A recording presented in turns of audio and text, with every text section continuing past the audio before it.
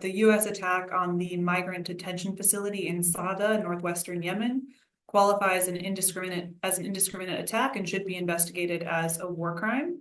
The research also finds that the Houthis subjected many of these people to abusive conditions of detention, and that after a nearby airstrike happened sort of minutes before the U.S. airstrike on the migrant detention facility, people who were being held within the migrant detention facility went and yelled at the gate, asking the guards to let them out.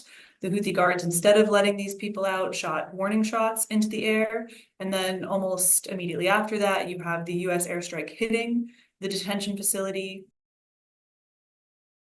Because I didn't actually believe that it was possible that the US would carry out an airstrike on the same compound, resulting in a significant level of civilian harm, so similar to what we and others had documented a few years previously. It kind of defies belief that the US would not have known that this was a compound in which the Houthis detained civilians, including migrant civilians, both because of this previous airstrike. And again, it's important to note that the US cooperated and worked quite closely with the Saudi-led coalition during its aerial campaign in Yemen. Again, that strike involved a US weapon.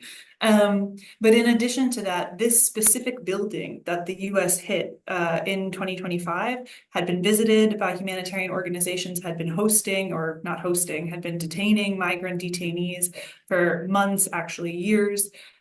So the US had every reason to know, not just about this compound, but also about this specific building.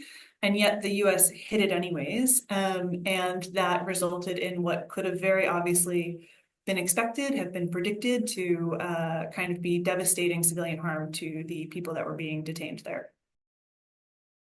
And one of the things that was relatively devastating is, again, you're talking about people who left Ethiopia, traveled to Yemen because they're trying to get to the Gulf, and then many of them because they want to send money home to their families. And now many of them, they have to have their families sending money to them in Yemen to deal with the effects of the injury.